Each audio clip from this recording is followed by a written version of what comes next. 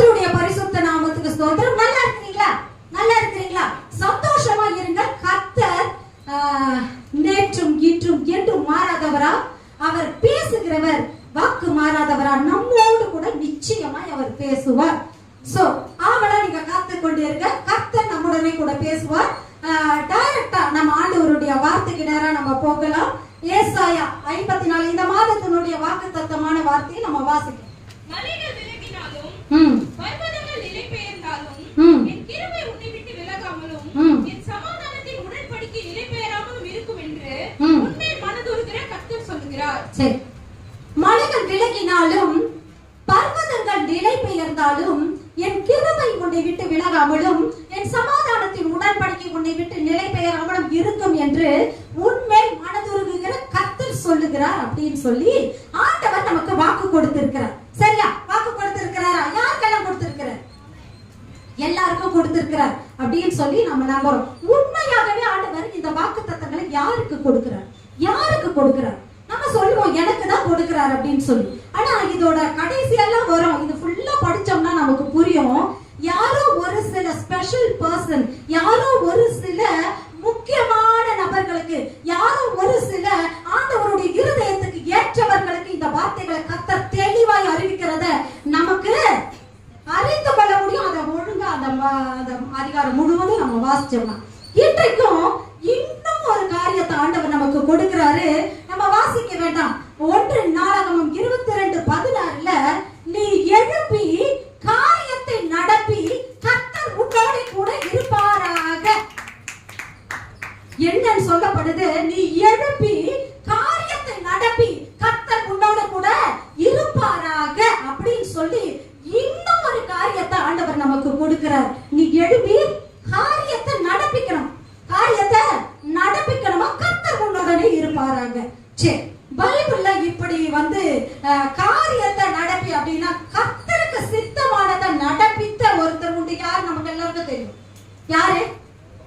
நம்ம வாசிக்கலாமே. அப்போஸ்தலர் 13:22. பின்பு அவர் அவனை தள்ளி தாவீதை அவர்களுக்கு ராஜாவாக ஏற்படுத்தி ஈசாயின் குமாரனாகிய தாவீதை என் இருதயத்துக்கு ஏற்றவனாக கண்டேன். எனக்கு சித்தமானவைகளை எல்லாம் அவன் செய்வான் என்று அவனை குறித்து சாட்சியும் கொடுத்தார் அப்படின்னு சொல்லப்படுது. சரியா? அப்ப பைபிள்ல அநேகர் இருக்கிறாங்க, அநேக பாத்திரங்கள் இருக்குது, அநேக மனுஷர்கள் இருக்கிறாங்க, அநேக ஊழியக்காரர்கள் இருக்கிறாங்க, அநேக கர்த்தருடைய வேலைகளை செய்தவர்கள் அநேகர் இருந்தாலும் கர்த்தருடைய இருதயம் யார் பட்சமாய் சார்ந்து இருக்குது அப்படின்னா என் இருதயத்துக்கு ஏற்றவனாக ஒரு மனுஷனை நான் கண்டேன். அவன் பேர்ல அவன் என்னுடைய சித்தத்தை எல்லாம் செய்வான். அவனை என் இருதயத்துக்கு ஏற்றவன் என்று சொல்லி அவர் சாட்சியும் கொடுக்கிறார். சாட்சியம் கொடுக்கிறார். இன்றைக்கு நம்ம எல்லா ஆண்டவரை ஆராதிக்க இங்க வந்து இருக்கிறோம். நாம் ஆராதிக்கிற தேவன் எப்பேற்பட்டவர் என்பதை நாம் அறிந்து இருக்கிறோம். அவர் கர்த்தாதி கர்த்தர், ராஜாதி ராஜா. அவரால் கூடாத காரியங்கள் ஒன்றுமே இல்லை. மலைகளை மடுவாக்கவும், மடுவ மலையாக்கவும், தண்ணீர் தடாகங்களை வனாந்தரமாக்கவும், வனாந்தரத்தை வயல்வெளியாக்கவும், காட கழிப்பான புஷ்பத்தை போல ஃபுல்லா ஆக்கவும் கர்த்தரால கூடும். அப்படிப்பட்ட தேவனுடைய இருதயத்தை ஒருத்தர் குளிர்விக்க முடியுமா? குளிர்விக்க முடியுமா? ஒருத்தர் குளிர்விச்சார். அவர் யாருன்னா தாவீது. சரியா? அதை குறித்து தான் அவர் சாட்சியும் கொடுத்தேன் அப்படின்னு சொன்னார். சரியா? சரி, இப்படி அவருடைய இருதயத்துக்கு ஏற்றதெல்லாம் செஞ்சு தாவீது இருக்கிறார். தாவீது நமக்கு நல்லாவே தெரியும், எல்லாருக்குமே நமக்கு தெரியும். தாவீது கர்த்தருடைய இருதயத்துக்கு ஏற்றவன் சொல்லி. தாவீதை போலவே இன்னும் ஒருவரை கர்த்தர் ஆசீர்வதிச்சார். அவர் யாரு? யாருக்காவது தெரியுமா? நம்ம முந்தி கூட இத பார்த்து இருக்கிறோம். தாவீதை போலவே ஒரு அழைப்பு ஒருத்தருக்கு இருந்தது. யெரொபெயாம். Very good. யெரொபெயாமுக்கு தாவீதை போலவே அழைப்பு இருந்தது. தாவீதை மாதிரியே உனக்கு நிலையான வீட்டை கட்டுவேன் அப்படின்னு சொல்லி எல்லா என்றைக்கும் சிங்காசனம் நிலைத்திருக்கலாம் சொன்னாரு. ஆனா யெரொபெயாமால நிலையா நிலைத்திருக்கவே முடியல. சரியா? நிலையா நிலைத்திருக்க முடியல. இன்றைக்கும் அதே போல ஒரு மனுஷனை நம்ம பார்க்க போகிறோம். அதே போல ஒரு மனுஷனை. எதுக்கு அந்த மனுஷனை நாம பார்க்கணும்? கர்த்தர் இந்த வாக்குத்தத்தங்களை எல்லாம் நம்முடைய வாழ்க்கையில கொடுக்கிறவரா இருக்கிறார். அவர் நம்மளை ஆசீர்வதிக்கிற தேவன். நம்ம எதை செய்யணும், எதை செய்தாலும் அவர் நம்மளை ஆசீர்வதிப்பார் அப்படின்றது நமக்கு எல்லாருக்குமே நல்லா தெரியும். நமக்கு வாக்குத்தத்தங்களை கொடுக்கிறார், நம்ம போகிலும் வரகிலும் அவர் பாதுகாத்து கொண்டு இருக்கிறார். அவரே நம்மை நடத்துகிறார். கரவல் ஆடுகளை மெதுவா நடத்துறாரு. மேய்ப்பட போல நம்மளை சுமந்து கொண்டு வராரு. நம்முடைய கால் இடராதபடிக்கு அவர் தப்பு வைக்கிறார். எல்லாவற்றையும் ஆண்டவர் செய்யறார். எல்லாவற்றையும் ஆண்டவர் செய்யறார். ஆனா கர்த்தருக்கு நாம எதை செய்யறோம், எதை செய்து கொண்டு இருக்கோம், எதை செய்யறோம், நாம எதை செய்யறோம். ஒவ்வொரு மனுஷனுக்கும் இன்றைக்கும் மாமா சொன்னது போலவே ஒவ்வொரு மனுஷனுடைய வாழ்க்கையிலும் ஒரு ஜப குறிப்போ இல்ல எனக்கு என் வாழ்க்கையில இது நிறைவேறணும் அப்படிங்கிற ஒரு ஆசையோ எல்லா மனுஷர்களுக்கும் உண்டு. எல்லா மனுஷர்களுக்கும் உண்டு.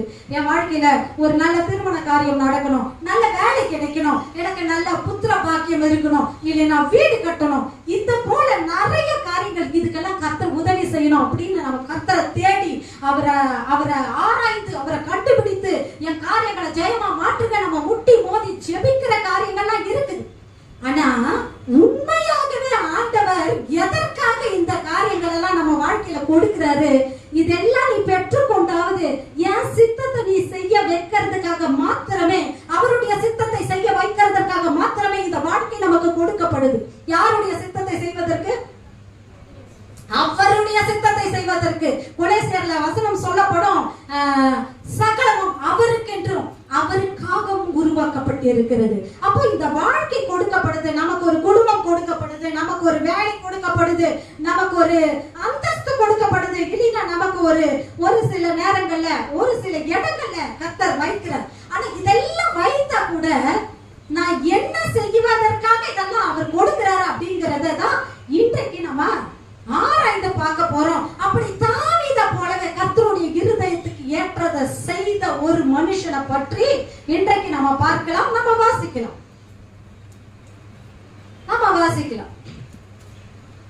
2 ராஜாக்கள் 9:1-3. அப்பொழுது தீர்க்கதரிசியாகிய எலிசா தீர்க்கதரிசிகளின் புத்திரரில் ஒருவனை அழைத்து, நீ இடை கட்டிக் கொண்டு இந்த தைல குப்பியை உன் கையில் எடுத்துக்கொண்டு கீலேயாத்தில் உள்ள ராமோத்திற்கு போ.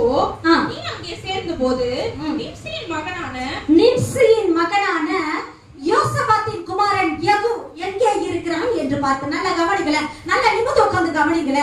இவர்தான் இந்த நாளுடைய கதாபாத்திரம். இவர்தான். யார் இவரு?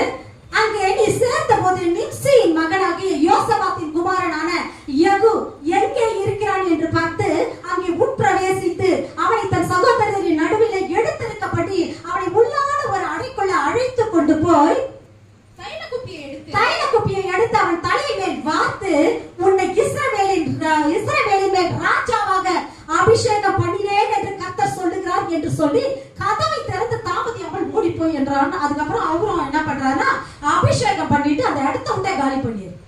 நல்லா கவனிங்க, நல்லா கவனிங்க. 2வது வசனம் வைப்பா. அங்கே நீ சேர்ந்த போது நிம்சியின் மகனான யோசபாத்தின் குமாரன் ஒருத்தர் இருக்கிறார். நிம்சியின் மகனான யோசபாத்தின் குமாரன். அவர் பேர் என்ன? அவர் பேர் என்ன? யெகூ. அவர் பேர் என்ன? யெகூ. ரகு இல்ல, யெகூ. சரியா? அவர் பேரு யெகூ. யெகூ அப்படிங்கிற ஒருத்தர் இருக்கிறாரு. இப்போ அவர் யாருடைய மகன்? அவர் நிம்சியின் குமாரனான யோசபாத்தினுடைய மகன். இன்றைக்கு உங்க பேர் அங்க போட்டுக்கோ. நான் யாருடைய மகன்? எங்க அப்பா பேர் என்ன? என் தகப்பன் பேர் என்ன? பாட்டனார் பேர் என்ன? அத போட்டு நான் எங்க அப்பாவுடைய மகளான பிரியா அப்படின்னு சொல்லி நான் சொல்றேன். உங்க பேரை நீங்க போட்டுக்கோங்க. நீ அங்கே சேர்ந்த போது நிம்சியின் மகனான யோசபாத்தின் குமாரன் யெகூ அங்க இருக்கிறான். அவன் எங்க இருக்கிறான் போய் பாரு. அவன் எங்க இருக்கிறான் போய் பாரு. தைல குப்பியை எடு, அவனை ராஜாவாக அபிஷேகம் பண்ணு என்று சொல்லி கர்த்தர் ஒரு தீர்க்கதரிசியை அனுப்புறார். யார் மூலமா அனுப்புறாருன்னா எலிசா அவரோடு கூட இருந்த ஒரு தீர்க்கதரிசியின் புத்திரரை எழுப்பி அனுப்ப ஆரம்பிக்கிறார்.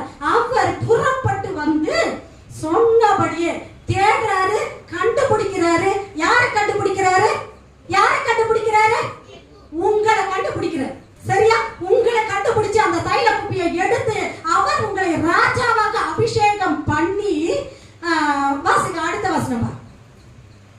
இஸ்ரவேலின் மேல் ராஜாவாக அபிஷேகம் பண்ணினேன் என்று கர்த்தர் சொல்லுகிறார். இன்றைக்கு நீங்க சொல்லுங்க, கர்த்தர் என்னை அபிஷேகம் பண்ணி இருக்கிறார். கர்த்தர் என்னை அபிஷேகம் பண்ணி இருக்கிறார். எதுக்காக உங்களை அபிஷேகம் பண்ணி இருக்கிறார்? இல்ல என்ன பார்க்கவே இல்லை ஆண்டவர், நான் அப்படிலாம் இல்ல. உங்களை அபிஷேகம் பண்ணாம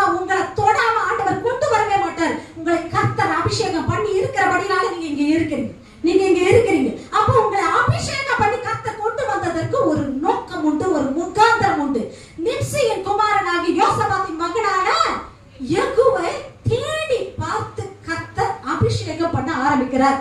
எலிசா தீர்க்கதரிசன புத்திரரை அனுப்புறாரு. இன்றைக்கு நீங்களும் அப்படியே வந்திருக்கிறீங்க. நீங்களும் அப்படியே வந்திருக்கிறீங்க யெகோவா போல. நீங்க ஞாபகம் வச்சுக்கோங்க, பிரியாவை கர்த்தர் அபிஷேகம் பண்ணுவித்ததற்கு ஒரு முகாந்திரம் உண்டு, ஒரு முகாந்திரம் உண்டு. கர்த்தர் எனக்கு நல்ல குடும்பத்தை கொடுத்திருக்கிறாரு, நல்ல பிள்ளைகளை கொடுத்திருக்கிறாரு, நல்ல ஒரு வாழ்க்கை எனக்கு கொடுத்திருக்கிறாரு. கொடுத்திருக்கிறது எதுக்கு? பிரியா படுத்து தூங்குறதுக்கு இல்ல. இல்ல, இன்னைக்கு நல்லா சாப்பிட்டுட்டு வேலைக்கு போறாரு, நிம்மதியா சாப்பிட்டு நிம்மதியா தூங்கலாம், ஒரு பிரச்சனையும் இல்லை. நல்லா கதவை சாத்தி தூங்கலாம். ஏன் ஓடுறோம்? ஊர் ஃபுல்லா ஓடுறோம், தெரு ஃபுல்லா ஓடுறோம், எங்க பார்த்தாலும் ஓடுறோம். ஏன் ஓடுறோம்? ஓடுகிறதற்காக தான் கர்த்தர் நம்மளை அழைத்தார். ஓடுகிறதற்காக, கர்த்தருக்காக ஓடுகிற ஓட்டத்துல, அவர் நியமித்த ஓட்டத்துல ஓடுவதற்காக தான். பிரியாவை மாத்திரமல்ல, நிப்சியின் குமாரனாகிய யெகோவா மாத்திரமல்ல, உங்கள் ஒவ்வொருவரையும் கர்த்தர் அழைத்ததற்கான நோக்கம் என்னன்னா, கர்த்தர் வைத்த திட்டத்துல, சித்தத்துல ஓடுபடியா. சரி, யெகோவுக்கு என்ன சித்தம் இருந்தது தெரியுமா? நம்ம வாசிக்கலாம். 2 ராஜாக்கள் 9:6-10. அவன் எழுந்து அறை வீட்டிற்குள் பிரவேசித்தான். அவன் அந்த தைலத்தை அவன் தலையின் மேல் வார்த்து அவனை நோக்கி, இஸ்ரவேலின் தேவனாகிய கர்த்தர் சொல்லுகிறது என்னவென்றால், உன்னை கர்த்தருடைய ஜனமாகிய இஸ்ரவேலின் மேல் உன்னை நான் அபிஷேகம் பண்ணினேன். நான் உன் ஊழியக்காரராகிய தீர்க்கதரிசிகளின் இரத்தப்பழியையும் கர்த்தருடைய சகல ஊழியக்காரரின் இரத்தப்பழியையும் யேசபேலின் கையில் வாங்கும்படிக்கு நீ உன் ஆண்டவனாகிய ஆகாபின் குடும்பத்தை அழித்து விட கடவாய். அடுத்த வசனம், ஆகாபின் குடும்பம் எல்லாம் அழியும்படிக்கு நான் ஆகாபுக்கு சுவரில் நீர் விடும் ஒரு நாய் முதலாய் இராதபடிக்கு இஸ்ரவேலிலே அவனுடையவர்களில் அடைப்பட்டவனையும் விட்டுப்பட்டவனையும் கருவறுத்து ஆகாபின் குடும்பத்தை நேபாத்தின் குமாரனாகிய யெரொபெயாமின் குடும்பத்துக்கும் அகியாவின் குமாரனாகிய பாஷாவின் குடும்பத்துக்கு சரியாக்குவேன். மேல யேசபேல் இஸ்ரவேலின் இடத்திலே நாய்கள் தின்றுவிடும், அவளை அடக்கம் பண்ணுகிறவர் இல்லை என்கிறார் என்று சொல்லி கதவை திறந்து ஓடி போனார். ஹல்லேலூயா. சரி, அப்போ நிப்சியின் குமாரனாகிய யோசபாத்தின் மகனான யெகோவா கர்த்தர் ஏன் அபிஷேகம் பண்ணார்? ஏன் அபிஷேகம் பண்ணார்? ஆகாபுடைய காரியத்தை அழித்து விடும்படியா. உங்களுக்கு முன்பாக ஒரு சத்துரு இருக்குது, உங்களுக்கு முன்பாக ஒரு சத்துரு இருக்குது. அந்த சத்துருவை அழித்து விடும்படியா, ஒருத்தருக்கு அழித்து விடும்படியா, ஒருத்தருக்கு கட்டும்படியா, ஒவ்வொருவருக்கும் ஒவ்வொரு சித்தம். ஆனா எல்லாருக்கும் ஒரு சித்தம் இருக்குது. உங்களுக்கு முன்பாக இருக்கிற சத்துருவை நிச்சயமா நீங்க அழிக்கணும். உங்களுக்கு முன்பாக இருக்கிற சத்துரு யார்? சத்துரு யார்? சத்துரு பிசாசு. பிசாசு அப்படின்னு நம்ம சொல்றோம். ஒருவேளை பிசாசா இருக்கலாம். சத்துரு யாருப்பா? பிசாசு. சரி, ஒருவேளை சத்துருவா இருக்கலாம், ஒருவேளை பிசாசா இருக்கலாம். பிசாசு தான் நம்ம சொல்றோம். ஆனா உண்மையாகவே பைபிள்ல ஒரு வசனம் போட்டிருக்குது, கடைசியில பரிகரிக்கப்படும் சத்துரு யாரு? வெரி குட், மரணம். கடைசியா பரிகரிக்கப்படும் சத்துரு யாரு? மரணம். நீங்க இப்படி எடுத்துக்கலாம், பிசாசுன்னு எடுத்துக்கலாம், எதிரான ஆயுதங்கள் எடுத்துக்கலாம். கர்த்தரை ஜனங்கள் அறியக்கூடாதபடிக்கு யாராவது ஒரு மனுஷங்க இருப்பாங்க. இப்ப நம்ம வேலை ஸ்தலத்துல இருக்கிறோம்னு வச்சுக்கோங்களேன், வேலைக்கு போறோம், ஆண்டவரை பத்தி சில இடங்கள்ல நம்ம சொல்ல ஆரம்பிப்போம். சொல்லும் பொழுது சில பேர் நல்லா கேட்கும் பொழுது அங்க ஒரு ஆள் உட்கார்ந்து இருக்கும். ஐயா அதெல்லாம் சும்மா கதை விடுறாங்க, ஐயா அதெல்லாம் நடக்காது. நம்ம சொல்ல அது தடை பண்ணிக்கிட்டே இருக்கும். அங்க இருக்கிறத அப்ப நம்ம எதை உடைக்கணும்? நிப்சியின் குமாரனாகிய யோசபாத்தின் மகனான யெகூ எதை உடைக்கணும்? எதிர இருக்கிற அந்த யெசபேலை உடைச்சு தட்டுறதுக்காக தான் கர்த்தர் உங்களை அபிஷேகம் பண்ணி அந்த இடத்துல கொண்டு போகிறார். அப்ப கடைசியில பரிகரிக்கப்படும் கடைசி சத்துரு மரணம். மரணம் அப்படின்னு சொல்லப்பட்டு 1 Corinthians 15 வரும். 17 37 இருக்கும். அப்போ மரணம். அப்ப மரணத்தை எப்படி சத்துருவா நம்ம நினைக்க முடியும்? அதை என்ன பண்ண முடியும் அப்படின்னு சொல்லி நம்ம கூட ஆராயலாம். சரி, அது அப்புறம் பார்க்கலாம், கடைசியில பார்க்கலாம். பரிகரிக்கப்படும் கடைசி சத்துரு மரணம், அதை ஞாபகம் வச்சுக்கோங்க. சரி, அப்போ யெகூ அதுக்காக ஆகாபின் குடும்பம் எல்லாம் அழியும்படிக்கு நான் ஆகாபுக்கு 7 வைப்பா 7 நான் என் ஊழியக்காரராகிய தீர்க்கதரிசிகளின் இரத்தப்படியையும் கர்த்தருடைய சகல ஊழியக்காரரின் இரத்தப்படியையும் யேசபேலின் கையிலே வாங்கும்படிக்கு நீ உன் ஆண்டவனாகிய ஆகாபின் குடும்பத்தை அழித்துவிட கடவாய். அழித்துவிட கடவாய். அப்போ நமக்கு எதிராக இருக்கிறது என்ன? நமக்கு எதிராக இருக்கிறது என்ன? ஊழியம் செய்கிறவர்களா இருந்தா நாங்க ஒரு இடத்துக்குள்ள போனோம்னா எங்களுக்கு தெரியும், அங்க ஒரு பெரிய போராட்டம் ஒன்று இருக்கும். அந்த ஏரியாக்குள்ள இருந்து கிரியை செய்கிற அந்த ஏரியாவுடைய வரக்கூடிய பிசாசு ஒண்ணு எங்களோட எதிர்த்து போறான். வீட்டுல சண்டை வரும், பக்கத்துல சண்டை வரும், அங்க சண்டை வரும், இங்க சண்டை வரும். நான் எங்களுக்கு நல்லா தெரியும் அது எங்க இருந்து வருதுன்னு எனக்கு தெரியும். அதை கட்ட ஆரம்பிக்கும் பொழுது, அதை நிர்மூலமாக்க ஆரம்பிக்கும் பொழுது, அதை எதிர்க்கும் பொழுது அது நிர்மூலமாகி போகிறத கண்ட காலம். இதை நீங்க முறியடிக்கும்படி, இதை நீங்க முறியடிக்கும்படி, ஆகாபின் குடும்பத்தை முற்றிலுமா அழித்து போடும்படி கர்த்தர் உங்களை அபிஷேகம் பண்ணி இருக்கிறார். யார் அபிஷேகம் பண்ணி இருக்கிறாரு? யெகோவா மாத்திரமல்ல, இங்க வந்திருக்கிற ஒவ்வொருவரையும் கர்த்தர் அபிஷேகம் பண்ணி இருக்கிறார். சரி, இப்படி யெகோவா இஸ்ரவேல் மத்தியில கர்த்தர் அபிஷேகம் பண்றாரு. இப்படி யெகோவா யார் மத்தியில அபிஷேகம் பண்றாரு? இஸ்ரவேல் மேலதான் யெகோவா அபிஷேகம் பண்றாரு ராஜாவா. ஆனா இவர் இப்படி தைல குப்பியை எடுத்து அவர் அபிஷேகம் பண்ணிட்டு என்ன பண்றாரு? கதவை திறந்து ஓடி போறாரு. அங்க இருந்தா என்ன நடக்கும்? என்ன நடக்கும்? என்ன நடக்கும் பிரியா? கதவை திறந்தா என்ன நடக்கும்? அவனை கொண்டு போடுவான். சரியா? கதவை திறந்தா யாரை கொண்டு போடுவாங்க? அந்த தீர்க்கதரிசி அபிஷேகம். ஏன்னா ஏற்கனவே இஸ்ரவேல் மேல யாரு ராஜாவா இருக்கிறாங்க? யோராம். இவரை அபிஷேகம் பண்ணும் போது ஏற்கனவே யோராம் என்ன எப்படி இருக்கிறாரு? அந்த தேசத்து மேல ராஜாவா இருக்கிறாரு. யூதா மேல அகசியா இருக்கிறார். ரெண்டு பேருமே ஆகாபுடைய குடும்பத்தை சேர்ந்தவங்க தான். அப்ப அந்த ரெண்டு ராஜாக்களையுமே சர்வ சங்காரம் பண்ணணுங்கிறது தான் யெகூவுக்கு கர்த்தர் வைத்த திட்டமா இருக்கிறது. சரி, நம்ம வாசிக்கலாம். 2 ராஜாக்கள் 9:13. அப்பொழுது அவர்கள் தீவிரமாய் அவரவர் தங்கள் வஸ்திரங்களின் படிகளில் உயரத்தில் அவர் கீழே விரித்து எக்காலம் ஊதி யெகூ ராஜாவானான் என்றார்கள். அப்பொழுது அவர்கள் தீவிரமாய் அவரவர் தங்கள் வஸ்திரத்தை படிகளின் உயரத்தில் அவன் கீழே விரித்து. நல்லா கவனிங்களேன். இப்படி யெகோவா அபிஷேகம் பண்ணதா சுத்தி இருக்கிற எல்லா மந்திரிகளும் பாக்குறாங்க, அங்க இருக்கிற ஸ்தானாதிபதிகள் பாக்குறாங்க. பார்த்த செகண்ட்ல என்ன ஆச்சு அப்படின்னு கேக்குறாங்க. அவர் அந்த தீர்க்கதரிசி வந்து என்ன சொன்னாரு? இல்ல எனக்கு கர்த்தர் இஸ்ரவேலின் மேல ராஜாவா அபிஷேகம் பண்ணினார் சொன்ன மாத்திரத்துல எல்லாரும் என்ன பண்றாங்க? தங்களுடைய வஸ்திரங்களை படிகள்ல கீழே உயர்த்தி எக்காலம் ஊதி யெகூ ராஜாவானான் என்றார்கள். யெகூ ராஜாவானான் என்றார்கள். உண்மையாகவே நீங்கள் ஆண்டவருடைய பாதத்துல உட்கார்ந்து ஆண்டவருடைய சமூகத்துல அவரை துதிக்கிறவர்களாகவும் ஜெபிக்கிறவர்களாகவும் அவரோடு இணைந்திருக்கிறவர்களாகவும் அவருடைய நாமத்தை மகிமைப்படுத்துகிற பிள்ளைகளா நீங்க இருந்தீங்கன்னா கர்த்தர் உங்களை ராஜாவா அபிஷேகம் பண்ணுவார். கர்த்தர் உங்களை ராஜாவா நிச்சயமா அபிஷேகம் பண்ணுவார். இப்ப எங்க ராஜாவா இருக்கிறது கிடையாது. நீங்க இருக்கிற இடத்துல நீங்க தான் ராஜாவா இருப்பீங்க. நீங்க இருக்கிற இடத்துல நீங்க தான் ராஜாவா இருப்பீங்க. உங்க தலையை கர்த்தர் உயர்த்தும் போது உங்களுக்கு தெரியும். கர்த்தர் யெகோவா ராஜாவா அபிஷேகம் நான் தான் சொல்லிக்கிறது இல்ல. கர்த்தர் உயர்த்தணும். ஒரு மனுஷனை தன்வாய் அல்ல கர்த்தரே புகழ ஆரம்பிக்கணும். அப்படி புகழ ஆரம்பிக்கும் பொழுது எல்லா ஜனங்களும் உங்களுக்கு முன்பாக வஸ்திரங்களை விரிப்பாங்க. யெகூ வரார், யெகூ ராஜாவானார் என்று சொல்லி எல்லா ஜனங்களும் உயர்த்த ஆரம்பிக்கிறாங்க. யெகூ ராஜாவானார். இப்ப யார் ராஜாவாயிட்டது?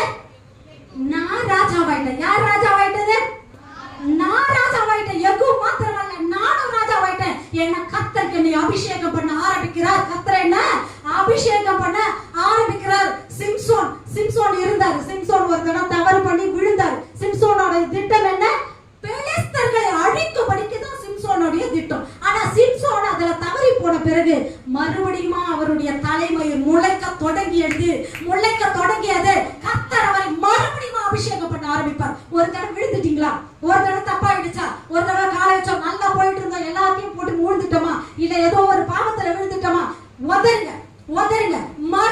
மறுபடியும் சிம்சோனுடைய தலையில மறுபடியும் முடி முளைக்க தொடங்கியது. கர்த்தர் மறுபடியும் சிம்சோனை அபிஷேகம் பண்ண ஆரம்பித்தார். அவனுடைய ஸ்தானத்துல அவன் எதற்காக பிடிக்கப்பட்டானோ அந்த ஸ்தானத்துல அவன் வந்து நிற்கும்படி அவன் தன்னை ஆயத்தப்படுத்திக் கொண்டு சூழ்நிலையா அவர் பார்க்கல. நானே சாவ போறேன், இப்ப நான் என் சித்தத்தை செஞ்சா என்ன? சாகும் போது கூட கர்த்தருடைய சித்தத்தை செய்து முடித்து மரித்து போனார் சிம்சோன். அப்போ கர்த்தர் யெகூவாகிய என்ன கர்த்தர் அபிஷேகம் பண்ணி ஆயத்தப்படுத்தி இருக்கிறார். எதை செய்து முடிக்கும்படியா? கர்த்தருடைய சித்தத்தை செய்து முடிக்கும்படியா. அப்ப யெகூவா போடணும். நம்ம யகு என்ன செய்யறாரு நம்ம பார்க்கலாம். 16 இருந்து 27 வரைக்கும் வாசிமா. அப்பொழுது யெகூ ரதத்தின் மேல் ஏறி இஸ்ரவேலுக்கு நேராக போனான். யோராம் அங்கே வியாதியாய் கிடந்தான். யோராமை பார்க்க யூதாவின் ராஜாவாகிய அகசியாவும் அங்கே வந்திருந்தான். ஒரு நிமிஷம். இப்ப நம்ம ஏற்கனவே சொன்னோம், யெகூ எந்த நாட்டு மேல ராஜாவா அபிஷேகம் பண்ணாங்க? இஸ்ரவேல் நாட்டு மேல ராஜாவாக அபிஷேகம் பண்ணாங்க. அங்க ஏற்கனவே யார் ராஜாவா இருக்கிறது? இஸ்ரவேல் மேல ஒருத்தர் ராஜாவா இருக்கிறாரு, யூதா மேல ஒருத்தர் ராஜாவா இருக்கிறாரு. யார் ஏற்கனவே ராஜாவா இருக்கிறது? யோராம் வந்து இஸ்ரவேல் மேல ராஜாவா இருக்கிறது, யூதா மேல அகசியா ராஜாவா இருக்கிறாரு. இவங்க ரெண்டு பேரும் யோராமுக்கு என்ன நடந்ததுன்னா, ஏற்கனவே யோராமுக்கு ஒரு யுத்தத்துல போய் அடிபட்டு அவருக்கு பயங்கர வியாதியா இருக்குது. அவர் வீட்டுல உடம்பு சரியில்லாம யோராம் இருக்கிறாரு. அவரை பார்க்கும்படியா யூதாவுடைய ராஜாவாக அகசியாவும் அந்த இடத்துக்கு வந்திருக்கிறார். அவரை விசாரிக்கும்படியா ரெண்டு ராஜாக்களும் ஒரே இடத்துல இருக்கிறாங்க. ரெண்டு ராஜாக்களும் ஒரே கல்லுல ரெண்டு மாங்காய். சூப்பரா ஆவியானவர் அழகா நடத்தி கொண்டு போறாரு. ஒரே கல்ல ரெண்டு மாங்காய். சூப்பரா என்ன பண்றாருன்னா ஒரே இடத்துல நிறுத்தி வைக்கிறாரு. அடுத்த வசனம் வாசிங்க. இஸ்ரவேலில் கோபுரத்தின் மேல் நிற்கிற ஜாமக்காரன் யெகோவின் கூட்டம் வருகிறதை கண்டு ஒரு கூட்டத்தை காண்கிறேன் என்றான். அப்பொழுது யோராம், நீ ஒரு குதிரை வீரனை கூப்பிட்டு அவர்களுக்கு எதிராக அனுப்பி சமாதானமா என்று கேட்க சொல் என்றான். அப்ப இஸ்ரவேலோட கோபுரத்து மேல ஜாமக்காரன் நிக்கிறான். நமக்கு எல்லாருக்கும் தெரியும், யாரெல்லாம் ராத்திரி எல்லாம் விழித்திருந்து ஜெபிக்கிறீங்க? யாரெல்லாம் ராத்திரி எல்லாம் விழித்திருந்து ஜெபிக்கிறீங்க? ஜாமக்காரன் எப்படி நிக்கிறான் பாத்தீங்களா? எப்படி நிக்கிறாரு ஜாமக்காரன்? ராத்திரியில அவர் என்ன பண்றாருன்னா ஜாமம் காத்து அவர் விழித்து கொண்டு பார்த்து கொண்டே இருக்கிறார். யார் வரது? தூரத்துல வரும்பொழுது அவங்க கண்டுபிடிக்கிறாங்க. தூரத்துல வரும்பொழுது யார் ஒருத்தர் வராங்க, தூரத்துல இருந்து வராங்க. ஏன்னா ரெண்டு ராஜாக்கள் உள்ள இருக்கிறாங்க, கோட்டை உள்ள. அந்த கோட்டையை பாதுகாக்க வேண்டியது யாருடைய கையில இருக்குது? நம்முடைய கையில இருக்குது. சரியா? நம்ம வீட்டை பாதுகாக்கிறதும், நம்முடைய சபையை பாதுகாக்கிறதும், நம்முடைய தேசத்தை பாதுகாக்கிறதும் யார் கையில தான் இருக்குது? என் கையில இருக்குது. நான் ஜாமம் காத்து விழித்திருந்து நான் ஜெபிக்கிற ஜெபத்தினால அது தாக்கி கொண்டிருந்தது. ஒரு காலத்துல மாமா ஜெபம் பண்ணுவாரு, நைட்டெல்லாம் ஜெபம் பண்ணுவாரு. நான் நல்லா தூங்குவேன். பயங்கரமா எனக்கு தூக்கம் வரும், நல்லா தூங்குவேன். இப்ப அதுக்கப்புறம் என்னாச்சு, நான் ராத்திரி எல்லாம் ஜெபம் பண்றேன். என் பிள்ளைகள் தூங்கி கொண்டு இருந்தது. இப்போ என் பிள்ளைகள்லாம் ஜெபம் பண்ண ஆரம்பிக்குது. ராத்திரியும் பகலும் விழித்திருந்து குடும்பமா எரியுது. ஆனாலும் கூட எதுக்கு நாங்க ராத்திரி எல்லாம் ஏன் தூக்கம் வராது உங்களுக்கு? எங்களுக்குலாம் தூக்கம் வரும், உங்களுக்கு தூக்கம் வராது அப்படின்னு கேட்டீங்கன்னா, கர்த்தர் யார் மேல அந்த ஜாமக்கார அபிஷேகத்தை வைக்கிறாங்களோ அவங்களுக்கு தூக்கம் வராது. யார ராஜாவை அபிஷேகம் பண்ணாங்களோ அவங்களுக்கென்று பிரத்யேகமா சில அபிஷேகத்தை கர்த்தர் வைத்திருப்பார். ஜாமம் காத்து ஜெபிக்கிற ஜபம், இந்த ஜபத்துல செங்கல்பட்டு பாதுகாக்கப்பட்டதுன்றது எங்களுக்கு தெரியும். அப்படி ஜாமம் காக்கிறவர்களை யோராம் வைத்திருக்கிறார். யோராம் வைத்திருந்த உடனே தூரத்துல இருந்து யாரோ ஒருத்தர் வராரு. ரதத்தை ஓட்டி கொண்டு வேகமா வரார். யார் வர்றது? ரதத்தை ஓட்டி கொண்டு வேகமா யார் வர்றது? யெகூ வராரு. ரதத்தை ஓட்டி கொண்டு வேகமா வராரு. அப்படி வேகமா வரும் பொழுது யோராம் சொல்றாரு, யார் வர்றது? போய் சமாதானமா அப்படின்னு சொல்லி நீ போய் கேளு அப்படின்னு சொல்லி கேட்கிறாரு. அந்த குதிரை வீரன் அவனுக்கு எதிர்கொண்டு போய் சமாதானமா ராஜா கேட்க சொன்னார். அதற்கு யெகூ, சமாதானத்தை பற்றி உனக்கு என்ன? என் பிறகு திரும்பி வா அப்படின்னு சொல்லி அப்பொழுது ஜாமக்காரன் அனுப்பப்பட்ட அவர்கள் இடம் மட்டும் போன போதிலும் திரும்பி வரவே இல்லை. அதுக்கப்புறம் அடுத்த வசனம், வேறொரு குதிரை வீரனை அனுப்புறாரு. அவன் அவர்களை போய் சமாதானமா அப்படின்னு ராஜா கேட்க சொன்னார். சமாதானமா ரெண்டாவது ஒரு ஜாமக்காரன் வர்றாரு. அவர் என்ன பண்றாருன்னா சமாதானமா அப்படின்னு சொல்றாரு. அதற்கு யெகூ, சமாதானத்தை பற்றி உனக்கு என்ன? என் பிறகு திரும்பி வா அப்படின்னு சொல்றாரு. அப்பொழுது ஜாமக்காரன் அவர்கள் இருக்கும் இடம் மட்டும் போன போதிலும் திரும்பி வரவில்லை என்றும், ஓட்டுகிறது நிம்சியின் குமாரனாகிய யெகூ ஓட்டுகிறது போல இருக்கிறது, அதிவேகமாய் ஓட்டுகிறான் என்று சொன்னான். ஹல்லேலூயா, ஹல்லேலூயா. தூரத்திலிருந்து பார்க்கும் போது யோராமுக்கு தெரியுது, ஓட்டுகிறது நிம்சியின் குமாரனாகிய யெகூ மாதிரி இருக்குது. என்ன அதி வேகமா விரட்டி கொண்டு அவன் ஓட்டி கொண்டு வரான்னு சொல்லி நீங்க ஓட்டுறத பார்க்கும் போது பிசாசு தூரத்துல இருந்து அலற ஆரம்பிக்கும். உங்களுக்குள்ள கர்த்தருடைய அக்கினி பற்றி எரிந்ததுன்னா தூரத்துல இருக்கும் போது பிசாசு நடுங்க ஆரம்பிக்கும். ஒரு காலத்துல நடுங்குச்சு, இன்னைக்கு நடுங்குதா?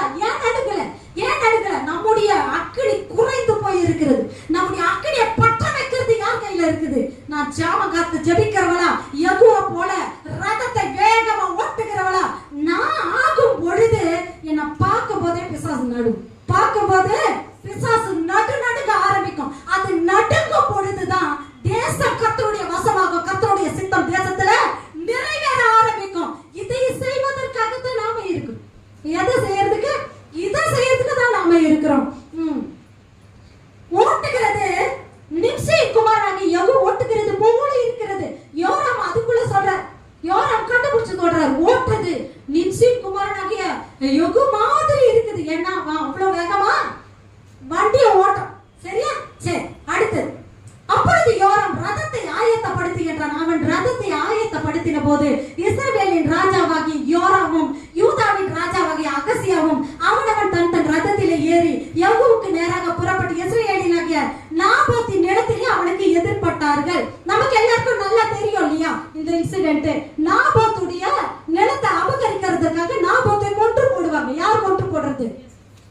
ஆகாபும் யெசபேலும் என்ன பண்ணுவாங்க? கொன்று போட்டு அந்த நிலத்தை வந்து அவனை கொன்று அந்த நிலத்தை அபகரிக்கும் பொழுது எலியா வந்து ஒரு சாப வார்த்தை அவங்களுக்கு சொல்லுவார், நீ எந்த நிலத்தை அவன் கிட்ட இருந்து அவனை கொன்று போட்டு அவன் ரத்தத்தோட இருக்கிற அந்த நிலத்தை நீ புடுங்க பாத்தியோ அதே நிலத்துல ஊர் ரத்தம் சிந்தப்படும் அப்படின்னு சொல்லி அவர் சொல்லுவார். சரி, யோராம் யெகூவை கண்டவனை, யெகூவே சமாதானமா என்று கேட்டார்.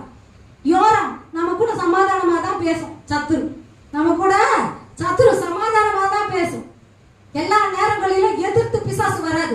நிறைய சமாதானமான பிசாசுகள்லாம் கிளம்ப ஆரம்பிக்கும். அப்படி சமாதானமா பேசும்போது அதற்கு யெகூ, உன் தாயாகிய யேசபேலின் வேசித்தனங்களும் அவளுடைய பில்லி சூனியங்களும் இத்தனை ஏராளமா இருக்கையில் சமாதானம் ஏது அப்படின்னு சொல்லி அவர் சொல்ல ஆரம்பித்தார். யார் சொல்ல ஆரம்பித்தது? யெகூ. அப்போ நல்ல கவனிங்க, எதிராளியுடைய தந்திரம் என்னது என்பதை அறிந்திருக்க நமக்கு பழகணும். அறிந்து நம்ம கிட்ட சிரிச்சு பேசுறாங்களா, அதனால அவங்க ரொம்ப நல்லவங்களா இல்லை. ஒரு சிலருக்குள்ள வேற ஆவி இருக்கும், நம்ம பார்க்கும் போதே கண்டுபிடிக்கும். ஆவியானவர் உள்ளுக்குள்ள இருந்தா அழகா வெளிப்படுத்துவார். வேற ஆவி உள்ள இருக்குது. எங்களுக்கு எல்லாம் சர்ச்சுக்குள்ள ஒரு ஆள் வரும்போதே தெரியும் அவங்க எதை தாங்கி கொண்டு உள்ள வராங்கன்னு. அவங்க வரும்போதே அவங்களுடைய பின்னாடி பேக்ரவுண்டோட ஸ்டோரி எல்லாம் எங்களுக்கு தெரியும். இது இப்படிதான் இருக்கும் போது, இது இப்படிதான் நடக்கும் போது, இதுதான் இவங்களுடைய முடிவு. அப்போ கர்த்தர் உங்களுக்குள்ள பற்றி எரிவார். ஆனால் நம்ம ஜாமம் காப்போம். எதிராளி சத்துரு எப்படிப்பட்டவன் என்பதை நம்ம அறிந்து கொள்ளணும். ஏன் இதெல்லாம் நம்ம பண்ணணும்?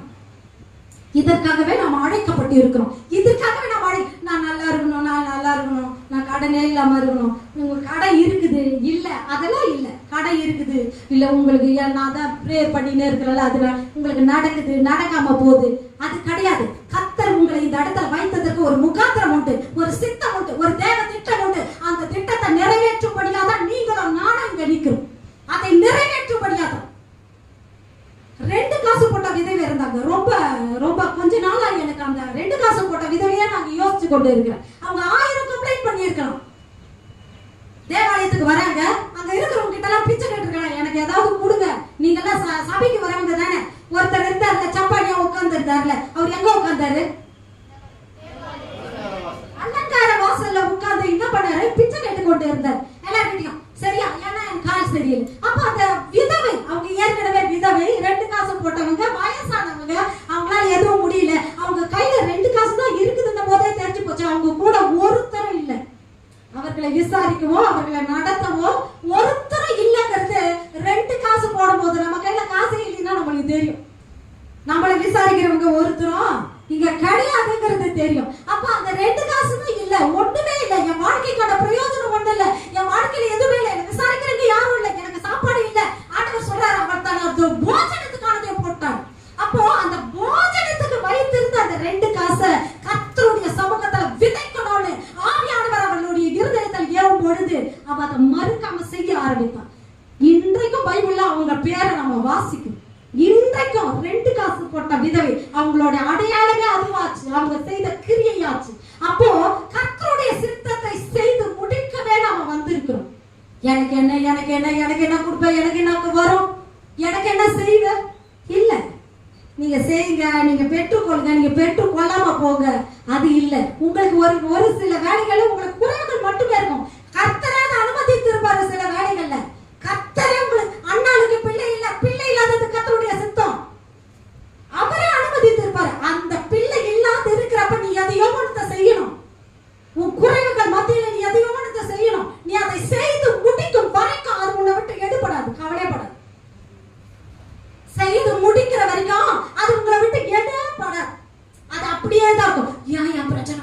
மாட்டேங்குது, மறக்கவே மாட்டேங்குது. நீங்க உபவாசம் போடுங்க, நீங்க மூட்டி போடுங்க, எதனா பண்ணுங்க. நீங்க ஒண்ணு செய்யணும். என் குறைகள் மத்தியில நான் ஒண்ணு செய்யணும். அது என்ன செய்யணுமோ அதை நம்ம செய்தாத்தான் கர்த்தருடைய சித்தம். ஏன் அதை நாம செய்யணும்? அதை செய்யறதுக்காக தான் நீங்க இருக்கிறீங்க. அதை செய்வதற்காக தான் நம்ம இங்க இருக்கிறோம். இல்ல அப்படியே நான் அப்படியே சமாதானமா மாதிரியா இருக்குது. நீங்க நல்லா யோசிச்சு பாருங்களேன். நீங்க கர்த்தருடைய சித்தத்தை செய்ய ஆரம்பிச்சீங்கன்னா, வேலையை செய்ய ஆரம்பிச்சு உங்களுக்கு பலவீனமே வராது. நான் பெட்டு கட்டி சொல்வேன், சேலஞ்ச் பண்ணி சொல்வேன். நான் எத்தனையோ ஒரு சாட்சிகள் சொல்லியிருக்கேன். தலையில இருந்து கால் வரைக்கும் எனக்கு வியாதி, ஒவ்வொரு பாடி பார்ட்டும் வியாதி தான். ஆனா அந்த வியாதி வரும் பொழுது நான் ஆண்டவர்கிட்ட கேட்பேன், ஆண்டவரே நான் என்னமோ ஒண்ணு செய்ய உங்களுக்கு இது செய்யாம இருக்கிறேன், என்னது கேட்கும் போது ஆண்டவர் சொல்லுவாரு, உடனே அதை செய்ய ஆரம்பிக்கும் போது பலவீனம் தானா போகும். நீங்க கர்த்தருக்கு உபயோகம் உள்ளவர்களா இருக்கும் பொழுது உங்களை கர்த்தர் எந்த இடத்துல விட்டே கொடுக்க மாட்டார். உங்க பலவீனங்களை கர்த்தர் உங்களுக்கு அனுமதிக்கவே மாட்டார். ஏன்னா அவருக்கு நீங்க வேணும், அவருக்கு நீங்க வேணும். அப்போ உங்களை சாட்சியா வச்சுதான் அவர் அநேகரை திருப்பணும். அப்ப நீங்க வேணும். நம்ம வாசிக்கலாம், யோராம் யெகூவை கண்டவுடன் யெகூவே சமாதானமா. அப்போ அவனுடைய வெள்ளி சூனியங்கள் இத்தனை ஏராளமா இருக்கையில் சமாதானம் ஏது என்ற மேல. அப்பொழுது யோராம் தன் ரதத்தை திருப்பி கொண்டு ஓடி போய் அகசியாவை நோக்கி, அகசியாவே இந்த சதி ஏன் அப்படின்னா யோராம் வரான், அகசியாவே சதி ஓடுன்றாரு. யார் சொல்றது ஓடுன்னு? ஒரு ராஜா, இஸ்ரவேலுடைய ராஜா. அப்பதான் புதுசா அபிஷேகம் பண்ண யெகூவை பார்த்து ஓட ஆரம்பிக்கிறார். உங்களை பார்த்து மனுஷர்கள் ஓடுவாங்க, உங்களை பார்த்து பொறாமப்படுவாங்க, உங்களை இகழ்ந்து பேசுவாங்க, உங்களோட எதிர்த்து நின்னு தர்க்கம் பண்ணுவாங்க. ஏன் அப்படின்னா அவங்க உங்களை பார்த்து பயப்படுறாங்கன்னு, அவங்க உங்களை பார்த்து பயந்து போனாங்கன்னு அர்த்தம். பிசாசு உங்களுக்கு பிரச்சனை மேல பிரச்சனை கொடுக்குதா, உங்களை பார்த்து பிசாசு பயப்படுதுன்னு அர்த்தம். ஐயோ இவன் எழுப்பிட்டாங்க என் கதை, அவ்வளவுதான். அதனாலதான் ஆண்டவர் சொன்னார், நீ எழுப்பி காரியத்தை நடப்பி, கர்த்தர் உன்னோட கூட இருப்பாராக. கர்த்தர் கூட இருக்கிற நீ எழுப்பி காரியத்தை நடப்பி. அப்போ ஓடு இது சதி. அகசியா எந்த நாட்டோடைய ராஜா? யூதாவுடைய ராஜா. யோராம் எந்த நாட்டுக்கு? அந்த எங்க யாரு ராஜாவா இருந்தாலும் அவங்களை கீழே தள்ளி கர்த்தர் யெகூவை, நிம்சியின் மகனான யோசபாத்தின் குமாரனான யெகூவை ராஜாவா கர்த்தர் அபிஷேகம் பண்ணுவார். நீங்க எங்க இருந்தீங்கனாலும், யார் உங்களுக்கு முன்னாடி இருந்தாலும் தள்ளி கர்த்தர் உங்க தலையை உயர்த்தது உங்க கண்கள் காணும். ஏன்? நான் கர்த்தரால அபிஷேகம் பண்ணப்பட்டவள், எனக்கு என்று கர்த்தர் ஒரு திட்டத்தை வைத்து இருக்கிறான்றதை நீங்க அறிந்து கொண்டீங்கன்னா கர்த்தர் உங்களை அபிஷேகம் பண்ணி கொண்டு போவார். உங்களை பார்க்கிற சத்துரு நடுநடுங்க ஆரம்பிக்கும். உங்களுக்குள்ள பயமே இருக்கு, எதை பார்த்தும் பயம் இருக்கு. ஐயோ எனக்கு வியாதி நான் அப்படியே அப்படிலாம் இல்லை. கர்த்தர் சித்தம் முடிகிற வரைக்கும் எவன் நினைச்சாலும் நம்மள ஒண்ணும் பண்ண முடியும். யார் நினைச்சாலும், எந்த பிசாசு நினைச்சாலும், எந்த வியாதி நினைச்சாலும், எந்த காரியம் வந்தாலும் நம்மளை அசைச்சிக்கவே முடியாது. தைரியமா இருங்க, சந்தோஷமா இருங்க. கர்த்தர் என்னோடு இருக்கிறார். எனக்கு முன்பாக நிற்பவன் யார்? கர்த்தர் எனக்கு சகாயர். மனுஷன் எனக்கு என்ன செய்வான் என்று சொல்லலாமே. நீங்க சொல்லுங்க. அப்போ யெகூ என்ன பண்றாரு? யெகூ தன் கையால் வில்லை நாணேற்றி அம்பு யோராமுடைய நெஞ்சில் உருவி புறப்படத்தக்கதாய் அவன் புயங்களின் நடுவே எய்தான். அதனால் அவன் தன் ரதத்திலே சுருண்டு விழுந்தார். கால் ஒன்னு அவுட். நீங்க ஒண்ணுமே பண்ண வேணாம், கர்த்தரோட இருங்க, ஜெபிங்க, துதிங்க, ஆராதிங்க. எதற்கு புறப்பட்டு போகல? எதற்கு நிக்கிறது காலி. அப்போ யெகூ வில்ல நாணேற்றி அம்பு யோராமுடைய நெஞ்சில் உருவி புறப்படத்தக்கதாய் அவன் புயங்களின் நடுவே எய்தான். புயங்களின் நடுவே என்ன கை காலின்னு கையை ஓட்டுக்கு வரனா மனுஷர்களை சொல்லல. நம்ம எதிராளி எதை கொண்டு நம்மள வீழ்த்தத்துக்கு நினைக்குதோ அந்த ஆயுதம் காலியாகும். அது கையால தான். இப்ப யோராம் சண்டை போட்டா எதால சண்டை போடுவார்? அவர் ஒரு அம்பு எடுப்பாரு, வில்லு எடுப்பாரு, விடுவார். அதை முதல்ல உடைச்சு தர்றான். புயங்களின் நடுவே புறப்பட்டு போச்சு அம்பு. அப்ப காலி. அடுத்தது, அப்பொழுது யெகூ தன் சேனாதிபதியாகிய பித்காரை நோக்கி அவனை எடுத்து யெஸ்ரயேலியனாகிய நாபோத்தின் வயலிலே எரித்து போடு. யெகூ என்ன சொல்றாரு பாருங்களேன். நல்லா கவனமா கவனிங்களேன், நிமிர்ந்து உட்கார்ந்து பாருங்களேன். யெகூ என்ன சொல்றாரு பாருங்களேன். யெகூ தன் சேனை பிக்தாரை நோக்கி அவனை எடுத்து இஸ்ரவேலராகிய நாபோத்தின் வயல் நிலத்தில் எரிந்து போடு, நானும் நீயும் ஒரு சோடாய் அவன் தகப்பனாகிய ஆகாபின் பிறகே குதிரை ஏறி வருகிற போது கர்த்தர் இந்த ஆக்கினியை அவன் மேல் சுமத்தினார் என்பதை நினைத்துக்கொள். கர்த்தர் நீங்க யோசிச்சு பாருங்களேன். ஏசப்பாவுடைய இருதயத்துல ஒரு ஆசை இருக்கு. ஏசப்பாவுடைய இருதயத்துல என்ன இருக்குது பியூலா? ஒரு ஆசை இருக்குது. அந்த ஆசையை நிறைவேற்றுகிறவன் யார்? நிறைவேற்றுகிறவன் யார்? அந்த ஆசையை நிறைவேற்றுகிறவர் யார்? யார்? யெகூ. கர்த்தர் எதை வச்சிருந்தாரோ, எதை செய்யணும்னு அவர் ஆசைப்பட்டாரோ, எது நடக்கணும்னு அவர் சித்தம் உள்ளவராக இருந்தாரோ அதை ஏன் செய்யறாரு யெகூ. அதை ஏன் செய்யறாரு யெகூ. நம்முடைய வாழ்க்கையில கர்த்தர் எதை செய்யணும்னு ஆசைப்படுறாரோ அதை நம்ம செய்யறோமா? அதை நம்ம செய்யறோம். நீங்க யோசிச்சு பாருங்களேன். இப்ப நான் என்ன செய்து கொண்டு இருக்கேன்? இப்ப நான் என்ன செய்து கொண்டு இருக்கேன்? கர்த்தருடைய சித்தத்தை செய்து கொண்டு இருக்கேன். கர்த்தர் ஆசைப்படுறது, நான் ஆசைப்படுறது எனக்கு செஞ்சு கொடுங்க. இதுதான் நம்மளுடைய கேள்வி. நான் ஆசைப்படுறேன், நான் இதை ஆசைப்படுறேன், அதை ஆசைப்படுறேன், அதெல்லாம் செஞ்சு கொடுங்க. அதுதான் நம்ம கேட்கிறோம். ஆனா கர்த்தர் ஆசைப்படுறத, கர்த்தர் நினைக்கிறத, அவரு நினைக்கிறதெல்லாம் எங்களுக்கு எப்படி தெரியும்? நமக்கு எப்படி தெரியும் அவரு நினைக்கிறது? ஒரு மனுஷனோட நம்ம ரொம்ப க்ளோஸா இருக்கும் போது அவங்க நினைவுகள் என்னதுன்னு நமக்கு தெரியும். அப்ப கர்த்தரோடு நீங்க க்ளோஸான வாக்கு ஒண்ணு போனீங்கன்னா, யாரு? ஏனோக்கு கர்த்தரோடு நடந்து அவரோடு சஞ்சரித்து கொண்டு காணப்படும் நோவா இருந்தாரு. நோவா கர்த்தரோடு நடந்தாரு. கர்த்தருடைய இருதயத்துல இருக்கிற காரியத்தெல்லாம் யாருக்கு அவர் வெளிப்படுத்தினாரு? நோவாக்கு வெளிப்படுத்தினாரு. உடனே நோவா என்ன பண்ணாரு? வேலையை செய்ய ஆரம்பிச்சார். அப்போ யெகூ கர்த்தருடைய சித்தத்தை அவர் எப்படி அவருடைய இருதயத்தில் இருந்ததோ அப்படியே அதை நடப்பிக்கிறார். அப்பொழுது யெகூ தன் சேனாபதி பிக்தாரை நோக்கி அவங்க அந்த நாபோத்தோட வயல் நிலத்தில் எரிந்து போட. அடுத்தது பா, நேற்று நாபோத்தின் ரத்தத்தையும் அவன் குமாரரின் ரத்தத்தையும் கண்டேன் அல்லவா என்றும் இந்த இடத்தில் உனக்கு நீதியை சரி கட்டுவேன் என்றும் அப்பொழுது கர்த்தர் சொன்னாரே. அவர் விழுந்தது எங்கேயோ, யோராமா வந்து அம்பு விட்டு யோராம் விழுந்தது எங்கேயோ. ஆனா யெகூ சொல்றாரு, அவனை தூக்கி போய் கரெக்டா எந்த நிலத்துல போடு? நாபோத்துடைய நிலத்துல போடு. ஏன்னா நாபோத்துடைய நிலத்துக்காக தான் கர்த்தர் பழிவாங்க ஆசையா இருக்கிறாரு. அதே நிலத்துல கொண்டு போடு, அதே நிலத்துல கொண்டு போய் போடு. ஏன்னா தேவனுடைய சித்தம் அதுதான். பாப்பா நம்ம கரங்களை பத்தி என்ன மனுஷன், நிஜமாவே ஹீரோ, ஹீரோ மாதிரி ஒரு மனுஷன். கர்த்தர் இப்படி இல்ல, இப்படி இல்ல கர்த்தருடைய சித்தத்தை வாழ்க்கையில நடத்தி முடிக்கணும் இல்ல. அப்போ நேற்று நாபோத்தின் ரத்தத்தை நீதியை சரி கட்டுவேன் என்று அப்பொழுது கர்த்தர் சொன்னாரே, இப்போதும் அவனை எடுத்து கர்த்தருடைய வார்த்தையின்படியே இந்த நிலத்தில் எரிந்து போடு என்று. அப்போ நம்முடைய வாழ்க்கையில கர்த்தருடைய வார்த்தை என்ன சொல்லுதோ அதை தரையில விடாம ஏத்தி பிடிக்கிறதுக்கு ஆட்கள் வேணும். ஏத்தி தரையிலேயே விடக்கூடாது, ஏத்தி பிடிக்கணும். ஏத்தி பிடிக்கிறதுக்கு ஆட்கள் வேணும். யாரு ரெடியா இருக்கணும்? யாரு எனக்கு இதை கூட, எனக்கு அதை கூட, எனக்கு அப்படி பண்ணி, எனக்கு இப்படி பண்ணி, எனக்கு இது இல்லை, எனக்கு அது இல்லை, ஐயோ நாங்க இப்படி, நாங்க அப்படி இல்ல இல்ல. நம்ம வாடுறது, நம்ம நிக்கிறது, நம்ம மூச்சு விடுறது, நம்ம செய்கிற எல்லாமே கர்த்தருக்காகத்தான், கர்த்தருக்காக தான். அவருக்கென்று அவருக்காகவும் சகலமும் உருவாக்கப்பட்டு இருக்கிறது. நாம யாருக்காக உருவாக்கப்பட்டு இருக்கிறோம்? அவருக்காக தான் உருவாக்கப்பட்டு, வேற யாருக்காகவும் அவருக்காகத்தான் உருவாக்கப்பட்டு இருக்கிறோம். வேற ஒருத்தருக்காகவும் இல்லை, ஈவன் நமக்காகவும் இல்லை. எனக்கு இல்ல, சாரி, நமக்காக இல்ல.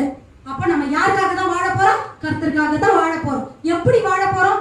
உனக்கென்று பிரத்யேகமா கர்த்தர் ஒரு சித்தத்தை வைப்பார். உனக்கென்று பிரத்யேகமா கர்த்தர் ஒரு சித்தத்தை வைப்பார். அந்த சித்தத்தை செய்து முடிக்கும்படியா தான் நமக்கு ஒரு வாழ்க்கை கொடுக்கப்பட்டு இருக்கிறது. புரியுதா? அப்போ அந்த சித்தம் என்னதுன்னு கண்டுபிடிச்சு, அந்த சித்தம் என்னது அப்படின்னு நம்ம கண்டுபிடிச்சோம். அதை கண்டுபிடிச்சிட்டோம்னா அதை செய்ய ஆரம்பிக்கும் பொழுது கர்த்தர் உங்க மேல ராஜாவின் அபிஷேகத்தையும் தைல குப்பியை தூக்கிக்கிட்டு ஓடி வருகிற தீர்க்கதரிசிகளை உங்க பின்னாடியே அனுப்பும். உங்க பின்னாடி ஓடி வருவாங்க. நீங்க எங்க போனீங்கனாலும் உங்களை பின்னாடி தீர்க்கதரிசனங்கள் ஓடி வரும். கர்த்தர் உங்களை சூஸ் பண்ணி வச்சிருக்கிறார். யெகோவா போல, யெகோவா போல உன்னை நான் எனக்கென்று நியமித்துக் கொள்வேன். யாருக்கென்று? எனக்கென்று நியமித்துக் கொள்வேன். பெண்கள் மீட்டிங்ல நாங்க பேசணும். அபிகாயில் அப்படின்னு சொல்லி ஒரு சகோதரி இருக்கிறாங்க. யார் இருக்கிறாங்க? அபிகாயில் ஒரு சகோதரி இருக்கிறாங்க. அந்த சகோதரிய ராஜா பெண் கேட்டு அனுப்புறாரு. ராஜா பெண் கேட்டு அனுப்புறாரு. பெண் கேட்டு அனுப்புன உடனே அவங்க என்ன சொல்லி இருக்கணும்? என்ன சொல்லலாம்?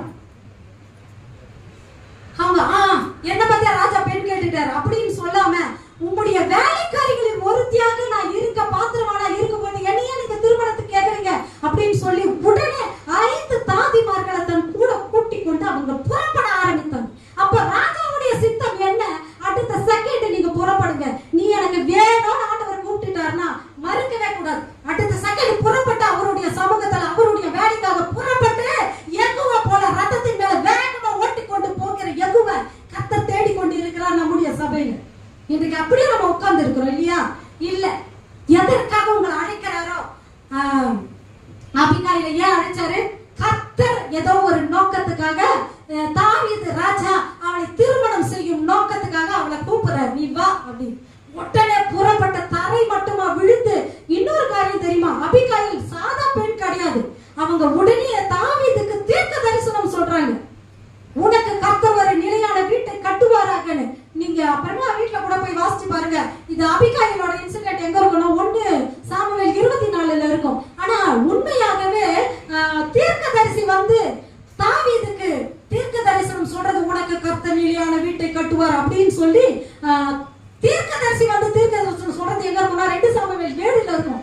ஆனா அதுக்கு முன்பாகவே தீர்க்கதரிசியாகிய அவங்க பேர்னா அபிகாயில் புறப்பட ஆரம்பிச்சாங்க. அப்ப நம்முடைய வாழ்க்கையில நம்ம எதற்காக இருக்கிறோமோ, தீர்க்கதரிசியா புறப்பட சொன்னா புறப்படுங்க.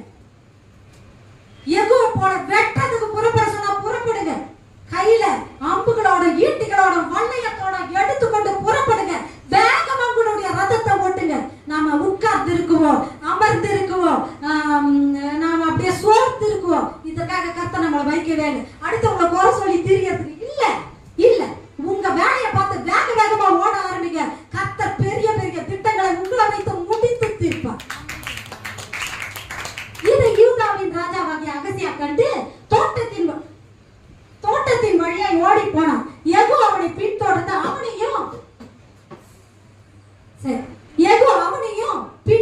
பின்தொடர்ந்து அவனையும் ரதத்திலே வெட்டி போடுங்கள் என்றான். அவர்கள் இப்லேயாம் கிட்ட இருக்கிற கூர்மலையின் மேல் ஏறுகிற வழியிலே அப்படி செய்தார்கள். மெகிதோவுக்கு ஓடி போய் அங்கே செத்து போனான். யாரு? 2வது ஆளா அவுட். யாரு? அகசியா. யூதாவுடைய ராஜாவாகிய அகசியாவும் அப்ப நல்லா கவனிங்களே. உங்களுக்கு எதிராளியா இருக்கிற கர்த்தர் ஒரு சித்தத்துக்காக உங்களை அனுப்பிட்டாருன்னு வச்சுக்கோங்களேன். ஒரு இடத்துக்கு போ, அந்த இடத்த நான் உங்களுக்கு தருவேன்னு சொல்லிட்டு அவங்க முன்னாடி யாராலையும் நீங்க, அவங்க எவ்வளவு பெரிய ஆளா இருந்தாலும் அவங்க முன்பாக அவங்களால ஒண்ணும் பண்ண முடியாது. அவங்க 1000 சதி திட்டம் போடலாம், யுத்தம் பண்ணலாம், என்ன பண்ணாலும் ஒண்ணும் பண்ண முடியாது. ஏன்னா ராஜாவின் வார்த்தை எங்கேயோ அங்கே அதிகாரம் உண்டு. ராஜாவின் வார்த்தையோட கூட புறப்படுகிற மனுஷனுக்கு முன்பாக ஒருத்தர் நிக்க முடியாது, யாரும் நிக்க முடியாது. அப்போ அவரையும் வெட்டி போடுறாங்க. இது வந்து இதுல எப்படி இருக்குது? 2 நாளாகமம்ல சூப்பரா இருக்கும். நம்ம அங்க வாசிக்கலாம். 2 நாளாகமம் 22:7. அதுவே இதே இன்சிடென்ட் தான் இருக்கும். அதுல சூப்பரா இருக்கும், படிக்கல. அகசியா யோராம் இடத்துக்கு வந்தது அவனுக்கு தேவனால் உண்டான கேடாக லபித்தது. எப்படி என்றால், அவன் வந்தபோது யோராமுடனே கூட கர்த்தர் ஆகாபின் குடும்பத்தாரை சங்கரிக்க அபிஷேகம் பண்ணி வைத்த நிம்சியின் குமாரனாகிய யெகூவுக்கு நேராக வெளியே போனான். அது என்ன சொல்றது? கர்த்தர் இவர் கேட்பாரு, உனக்கு இத்தனை சீக்கிரமா இது எப்படி ஆகப்பட்டது அப்படின்னு ஈசாக்கு கேட்பாரு. யாரை கேட்பாரு? ஏசாவை கேட்பாரு. யாக்கோபு தான் கேட்பாரு. சரி, யாக்கோபு கேட்பாரு. கேட்ட உடனே அவர் என்ன சொல்லுவாரு? கர்த்தர் எனக்கு நேரிட பண்ணினார் அப்படின்னு சொல்லுவாரு. என்ன சொல்லுவாரு? கர்த்தர் அது எனக்கு நேரிட பண்ணினார் அப்படின்னு சொல்லி அவர் சொல்ல ஆரம்பிப்பார். கர்த்தர் எனக்கு நேரிட பண்ணினார். அப்போ யெகூவுக்கு கர்த்தர் எப்படி நேரிட பண்றாரா? அகசியா யோராம் இடத்துக்கு வந்தது அவனுக்கு தேவனால் உண்டான கேடாக லபித்தது. தேவனே அதை செய்யறாரு. உங்க சத்துருக்களை அவரே ஒன்னா கூட்டி எடுத்துட்டு வந்து உத கொடுக்கறதுக்கு, உங்க கையால உத வாங்குறதுக்காக கூட்டி வந்து நிக்க வைப்பார். உங்க கர்த்தர் யார் என்று அறிந்து கொள்ளுங்க. அது ரொம்ப முக்கியம். நம்மளுடைய தேவன் யாரு, அவர் எப்படிப்பட்டவர், உங்க சத்துருக்களை உங்களுக்கு முன்பாக எப்படி அவர் மடங்கடிப்பார். இப்படித்தான் மடங்கடிப்பார். ஒன்னா கூப்பிட்டு வச்சு எல்லாரையும் சேர்த்து ஒரே அடிக்கிறதுக்கு கர்த்தர் அவர்களுக்கு காரியத்தை லபிய பண்ணினார்.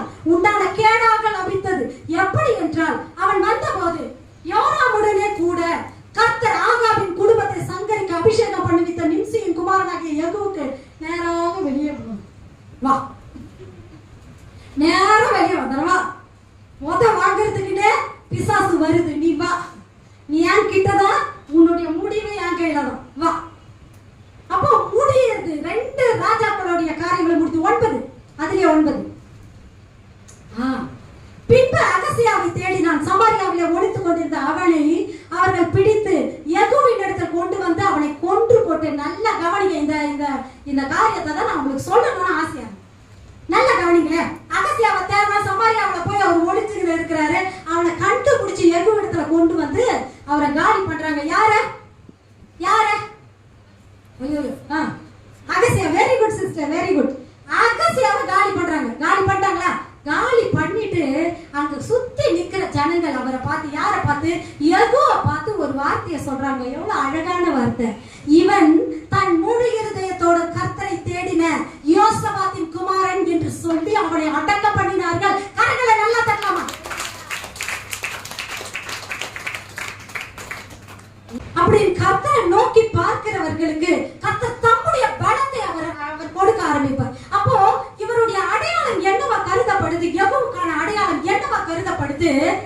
இவன் யாருடைய குமாரன்? யாருடைய குமாரன் சொல்லுங்க. இவன் தன் முழு இருதயத்தோட, அதுல இருந்து சொல்லு. இவன் தன் முழு இருதயத்தோடும் குமாரன் என்று சொல்லி அவனை அடக்கம் பண்ணினார்கள். இந்த பேரு தான் நம்ம வாழ்க்கையில நம்ம எடுக்கணும். இந்த பேரு தான் எடுக்கணும். வேற எந்த பேரும் இல்லை. ஆனா வானத்தை வில்லா வளைச்சு நம்ம எதை வில்லா வளைச்சு ஒரு பிரயோஜனமும் கிடையாது. ஒரு பிரயோஜனமும் கிடையாது. எது சொல்லப்படணும்? உங்க வாழ்நாட்கள்ல எலிசா இறக்கிறார். ரதமும் எலியாவா இருக்கிறார். இஸ்ரவேலுக்கு ரதமும் குதிரை வீரருமா இருந்தவர் எலியா இறக்கிறார். எலியா எடுத்துக் கொள்ளப்பட்டார். அப்போ சொல்றாங்க, இஸ்ரவேலுக்கு ரதமும் குதிரை வீரருமா இருந்தவர், எங்களுக்கு வழிகாட்டினவரை நீங்க இல்லையே அப்படின்னு சொல்லி அவங்க துக்கித்து அழுகுறாங்க. அப்ப அது சொல்லப்படும். பைபிள்ல எது மேன்மையா இருக்குதோ அதுதான் நம்முடைய மேன்மை. என் பேங்க் பேலன்ஸோ, என்னுடைய காரியமோ, என் திறமையோ, என் பணபலமோ, எனக்கு ஆள் பலமோ, எனக்கு இவங்களை தெரியும் இல்ல, எந்த பலமும் செல்லுபடி ஆகாது. ஒரே ஒரு பலன் தான். அவன் யாரு? இவன் தன் முழு இருதயத்தோட கர்த்தரை தேடின யோசபாத்தின் குமாரன் என்று சொல்லி அவனை அடக்கம் பண்ணினார்கள். அப்போ வந்து யெகூவுக்கு அந்த பேர் தகும். ஏன்னா சூப்பரா இப்படி கர்த்தருடைய சித்தத்தை செய்து முடிக்கிறது யாராலதான் முடியும்? உங்களுக்கு பின்னாடி இருந்து ஒருத்தவங்க ஜெபிக்கிறாங்கன்னா, ஜெபிக்கிற தாய் கேட்டா சந்தோஷப்படுங்க, ஜெபிக்கிற தகப்பன் இருந்தா சந்தோஷப்படுங்க. இங்க உட்கார்ந்து இருக்கிறவங்களுக்கெல்லாம் நம்மளுக்கு பிள்ளைகள் உண்டு. உங்க பிள்ளைங்க இந்த பேரை தான் எடுக்கணும். எந்த பேரை? தான் முடிகிறதோட கர்த்தரை தேடின அவருடைய மகன் சொல்லணும். உங்களை பார்த்து உங்க பிள்ளைகளுக்கு நீங்க அந்த பேரை தான் வச்சுட்டு போகணும். அவரா அப்படின்னு உங்க பிள்ளைகள் பார்த்து சொல்லக்கூடாது. உங்க பிள்ளைகளுக்கு இந்த பேர் வரும். தன் முழுகிறதோட கர்த்தரை தேடின யோசபாத்தின் குமாரன் அப்படின்னு சொல்லுவாங்க இல்லையா? அவங்க 2 தீமோத்தேயுல சொல்லுவாங்க, அவங்க பாட்டி லோவிசாலுக்குள்ள, அவங்க பாட்டியாகிய லோவிசாலுக்குள்ளயும், அவங்க தாயாகிய அனினேயாக்குள்ளயும் ஐனிகேயாளுக்குள்ளயும் அந்த விசுவாசம் இருந்தது அப்படின்னு சொல்லப்படுது இல்லையா? அது இருக்கணும். அதத்தான் பைபிள் வசனம் தெளிவாசும். அப்போ இப்படி அவங்களை கொன்று குவித்தாரு. அவருடைய வேலை எல்லாம் முடிஞ்சு போச்சு. சரியா? சரி. இன்னும் யெகூ என்ன செஞ்சார் தெரியுமா? நம்ம யெகூ இன்னும் என்ன செஞ்சார் தெரியுமா? இதுவே அவர் செய்த மகத்துவமான காரியம். இப்படி ஒரு அப்பாவுக்கு எப்படி இருக்கும்? தன் பிள்ளை தான் நினைக்கிறதெல்லாம் அந்த பிள்ளை செய்து தன் கண்ணு முன்னாடி முடிக்குதுன்னு போது அந்த பிள்ளைய பார்க்கறதுக்கு அப்பாவுக்கு எப்படி இருக்கும்? வெறுப்பா இருக்குமா? இதுன்னா நான் செய்யறதுக்கு முன்னாடி, நான் நினைக்கிறதுக்கு முன்னாடி செய்யுது. சந்தோஷமா இருக்கும் அந்த பிள்ளைய பார்க்கறதுக்கு. அந்த பிள்ளை தான் தன் இருதயத்துக்கு ஏற்றதா இருக்கும். உங்க வீட்டுக்குள்ள 3-4 பிள்ளைங்க கூட இருக்கலாம். ஆனா அப்பாவுக்கும் அம்மாவுக்கும் ஒரு பிள்ளை மேல கண்ணு இருக்கும், ஒரு பிள்ளை மேல ஓர வஞ்சனை கிடையாது. தன் இருதயத்துக்கு ஏற்றதெல்லாம் அந்த பிள்ளை செய்யுதுன்ற ஆசை அது மேல இருக்கும், அப்படி கர்த்தருடைய இருதயத்துக்கு ஏற்றதை செய்த யெகூ. அதோடு நிறுத்தல யெகூ. நம்மளுக்கு டைம் இல்லை. அதோடு நிறுத்தல யெகூ. இன்னும் சில காரியங்களை செய்ய ஆரம்பிக்கிறாரு. நம்ம வாசிக்கலாம். 2 ராஜாக்கள் 10 1 வாசிங்களா?